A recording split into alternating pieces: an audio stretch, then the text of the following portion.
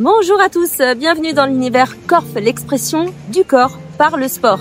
Si vous nous suivez, et si c'est pas le cas, je vous invite tout de suite à liker cette vidéo, vous abonner à la chaîne et évidemment nous suivre sur les réseaux sociaux car oui, si vous nous suivez, vous avez l'habitude de nous voir un petit peu de partout sur les quatre coins de la planète, vous présenter des athlètes, des événements, des produits divers et variés autour du sport.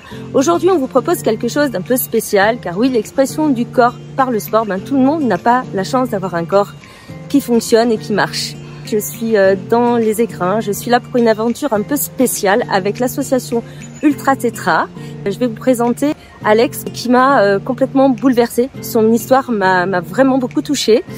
Alex, c'est à toi. Salut Alex, on est dans un super cadre ici, on est au lac de... La Muselle. Ah non, pas du tout en fait. C'est Vitel. Alors moi je suis Alexandre, j'ai 37 ans, je suis papa de 3 enfants. Et puis là on est sur le tour des écrins, dans un magnifique. C'est le lac du Vitel. Voilà, donc c'est un trek d'une semaine avec une bande de potes exceptionnelle où on partage des moments inoubliables avec des souvenirs qu'on immortalise et qui sont uniques.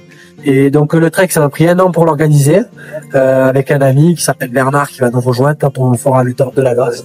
On va faire une petite marche glaciaire à 3600 mètres. Et tout le long de cette semaine, en fait, on référence des parcours sportifs pour des personnes tétraplégiques, paraplégiques, en goélette. Et l'objectif, c'est de partager cette aventure unique avec des sensations juste monstrueuses et en fait dans des endroits où on ne peut plus y aller. Étant donné notre handicap. Donc, on référence les parcours, on les met et après si ça va inciter d'autres personnes à faire un peu le même périple que nous, tout sera référencé et ça les aidera en ce grand débat. Donc l'association, Joël nous en parlera un petit peu plus tout à l'heure, mais elle est née il y a 3 ans, donc après cet événement. Donc qu'est-ce qui t'est arrivé, Alex? Alors moi j'ai été passionné de sport, de trail, de crossfit et de sport d'eau et en fait pendant la 2e fois j'apprenais à faire bull kite, il y a une bourrasque de vent qui m'a emporté et je maîtrisais pas, je suis parti en avant, je me suis bien j'ai attendu 2 heures dans l'eau, c'était un peu compliqué, j'ai fait 13 mois de rééducation au centre de Saint-Martin et après je suis rentré chez moi, une nouvelle vie a commencé. Finalement on n'est que même pas 4 ans après et tu es là avec cette aventure, avec tous ces projets, avec des projets merveilleux. Voilà, c'est ça. C'est le 3e. D'accord. On a fait le Maramar, l'année dernière on a fait le Blanc et cette année c'est la 3e expé des écrins qui me tenaient à cœur parce que le massif, les écrins, la barre, le dôme. Pas y aller dessus mais on gravite tout. C'est l'essentiel. Ouais. L'essentiel, c'est de partager. Et en plus, moi, ils m'amènent moi, mais eux aussi peuvent se concentrer sur apprendre un petit peu la chance qu'ils ont d'être avec leurs gens, sentir un peu la sensation, le cœur, et le partage qu'il y a avec moi et eux-mêmes. Hein. Donc, il n'y a pas que moi dans cette aventure. Ça donne des ailes. C'est ça aussi le partage et ce que j'aime. Alors avant de rentrer dans le vif du sujet, je vais laisser la parole à Joël qui est le président de l'association et qui va nous raconter l'origine et la création de l'asso. C'est à toi Joël. Salut Joël. Salut Sandra. Alors tu es le président de l'association Ultra Tetra, tu es là depuis le début. Donc raconte-nous un petit peu comment l'association est née et cette idée de tous vous réunir autour d'Alex. Alors l'association, on l'a créée il y a 4 ans suite à l'accident d'Alexandre en kitesurf. Il s'est sectionné la moelle épinière et il est devenu tétraplégique à la suite de cet accident. Donc avec quelques amis et sa famille, on a décidé de créer cette association pour continuer à partager sa passion qui est le trail, la course à pied et profiter de la nature à travers des parcours sportifs. Bonjour Alex. Ok, donc vous avez fait tout un tas de choses. Alex nous en a parlé un petit peu tout à l'heure. Dis-nous comment vit l'association, comment aujourd'hui vous arrivez à fonctionner, au-delà des subventions, j'imagine, des différentes entreprises et mécènes. Comment vous fonctionnez? Qu'est-ce que vous faites justement pour faire rentrer un petit peu de budget? Alors tout au long de l'année, nous organisons des événements, différents types d'événements, que ce soit des compétitions, enfin des concours de pétanque, des matchs de foot, des lotos, paella. On organise beaucoup d'événements tout au long de l'année pour récolter des fonds. À côté de ça, nous avons des donateurs privés qui nous font des dons voilà, tout au long de l'année. Et puis nous avons également les entreprises qui nous sponsorisent depuis 2-3 ans. Donc si aujourd'hui, eh bien les internautes là qui suivent et qui regardent cette vidéo veulent justement participer, etc. Comment ça se passe? Comment on fait pour vous contacter sur les réseaux? Alors déjà, ils peuvent nous suivre sur les réseaux sociaux, que ce soit Instagram ou Facebook. Donc sur Ultra Tetra, ils suivent nos aventures en tout cas. Et après, ils peuvent faire des dons directement sur le site Hello Asso, où ils peuvent nous faire des dons d'un euro jusqu'à plusieurs milliers. C'est illimité. Voilà, c'est illimité, exactement. Ok. Ben écoute, merci infiniment, merci pour ce que vous m'avez fait vivre en tout cas pendant ces 3 jours. Vous êtes une team extraordinaire. Je vois que vous êtes très très soudés, des copains d'enfance. Hein. Exactement. Nous sommes tous des copains d'enfance.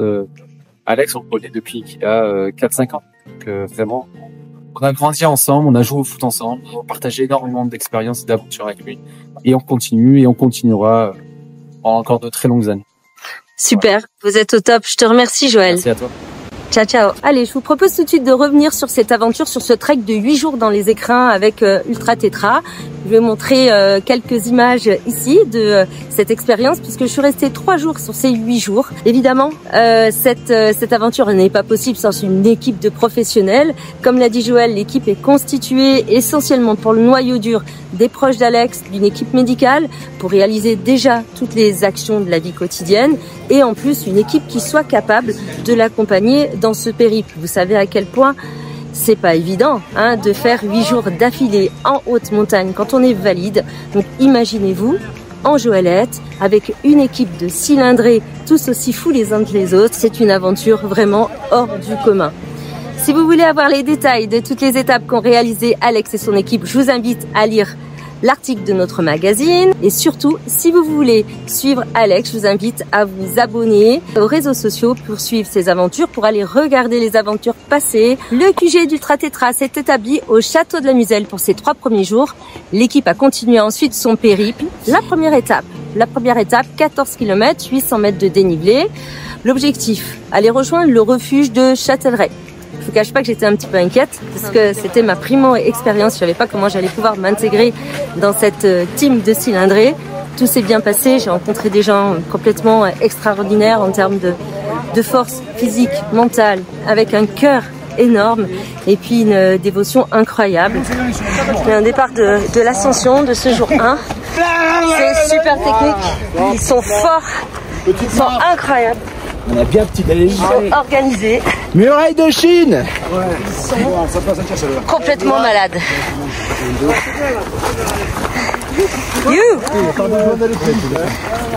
Ce qui a été le plus difficile, ça a été la météo, qui a été vraiment très très capricieuse pour un mois de juillet. Effectivement, beaucoup de froid, de la pluie, de la grêle. Donc heureusement, nous avons pu rejoindre le refuge, mais non sans mal. J'ai un truc, les gars, on mange dedans. Enfin, je pense qu'il faut manger. Maintenant. Non, parce que les gens, oui. Non, mais à mon avis, il faut redescendre dans une heure max. Non, mais s'il fait beau. S'il fait beau. C'est la folie. Très dangereux. Orage, pluie, traverser de rivière. C'était dantesque. Voilà, là, on est frigorifié. Une grosse difficulté, évidemment, le terrain. Parce qu'il ne s'agit pas aujourd'hui de faire passer la Joëlette sur des DFCI. Non, comme je vous ai dit, c'est que l'équipe est complètement dingue. Et là, le tracé était digne d'un tracé, comment dire, très technique, même pour un ultra-trailer. Donc imaginez un peu. Je vous invite à regarder tout de suite les images. Allez, on continue sur la journée 1. On y est presque au bout. On est sur la redescente, mais c'est hyper technique. Il y a énormément de courant. Il y a glisse. Les pierres sont absolument pas stables. J'y suis. Oh, Alex, il gueule là, oh. Ils ont peur de rien.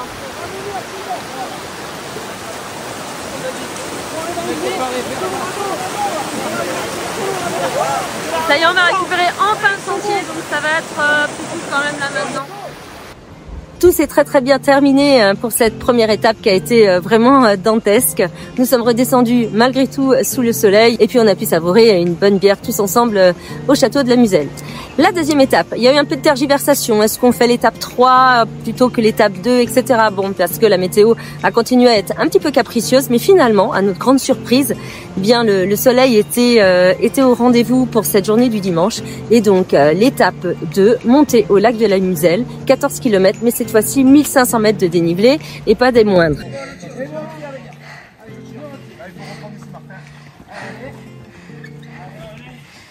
Là, on est sur le deuxième jour, tout début de l'ascension de la montée de lac de la Muselle.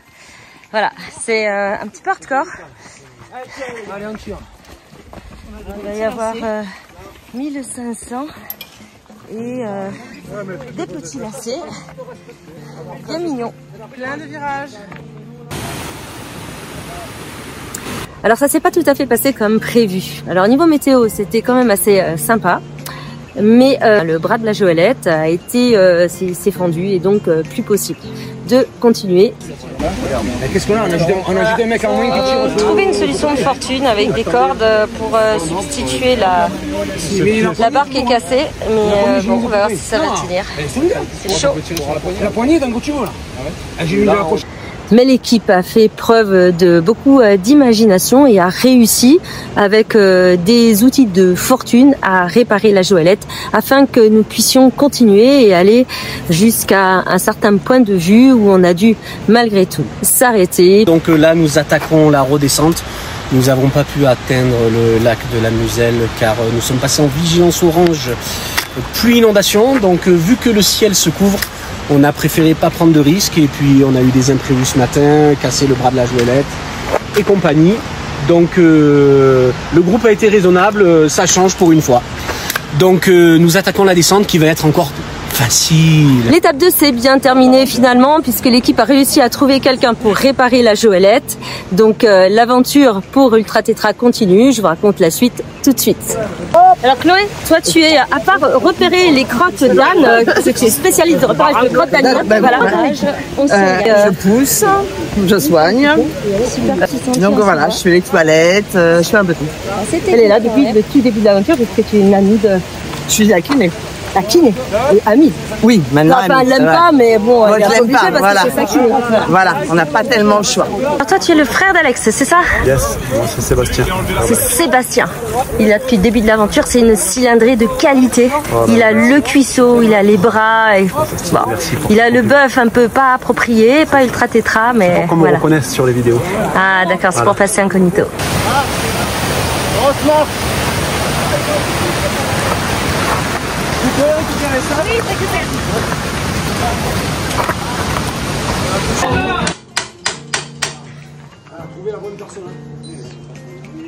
Alors Alex, qu'est-ce qui se passe? Réparation de la Joëlette. Ouais. On a passé ce matin. On a trouvé un gentil bonhomme qui a bien voulu nous prêter son matériel, qui a travaillé son cerveau. Ouais. On dit merci à Sylvain et sa famille alors. Merci Sylvain, sa famille.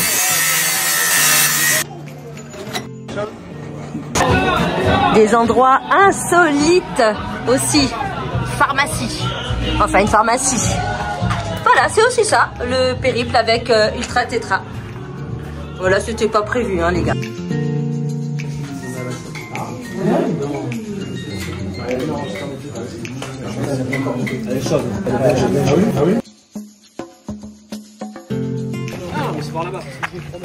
L'équipe se met en place pour le transfert.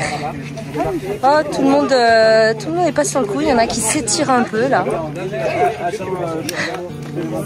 Puis on va aller par là-haut.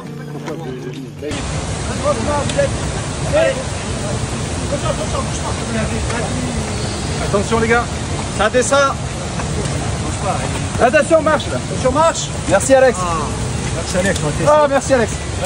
Là, j'ai ici quelqu'un de très sérieux, vraiment indispensable pour l'équipe. Alors, comment tu t'appelles? Je m'appelle Nelly. Salut la commu. Comment cette journée? Avec plein de courage et plein d'entrain parce que On est trop content d'avoir un super soleil, un temps de ouf, contrairement à ce qui était prévu. Alors, on est très content. Dans la team? Moi je suis la femme d'Alex et je suis infirmière logisticienne, en gros. Voilà, un peu tout quoi. Voilà, un peu tout. Voilà. Allez, on continue là, on va au lac de Lovitel, donc 3e jour. Il fait beau, c'est top. Quel est ton rôle? Moi, je filme et j'essaie de faire vibrer la communauté en filmant du coup tous les cylindrés. Et c'est la sœur d'Alex. Et je suis la sœur. Oh là là, ça va vite là, oh. Non mais tu veux passer incognito, c'est ça? Tu veux pas qu'on te reconnaisse? Ah, s'il vous plaît. Voilà. Antoine, ami d'enfance. Allez, on y va. Allez, go. Une cylindrée hyper costaud. Là, il y a du cuisseau là. Eric, c'est notre source, pas nous. Franchement, de l'eau, j'y lâche le cul. En fait, il va pas plus ici. Allez, ben, on redescend. Ça va être la fin de l'aventure pour moi.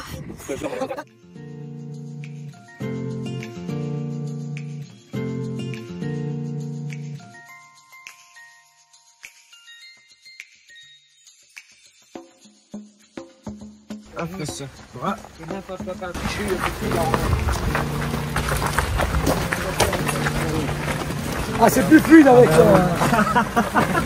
Merci. Merci. Allez, attention, stop. On va par là. Attention, madame. Parce que là, on va vite.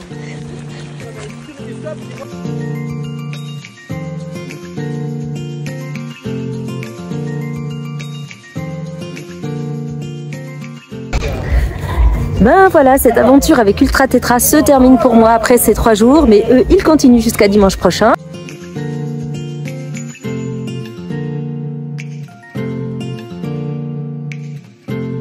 Ils ont besoin de vos dons, donc allez-y, n'hésitez pas, le moindre petit euro, eh bien c'est bon pour eux. Et n'oubliez pas, bougez votre corps, faites du sport, Corf.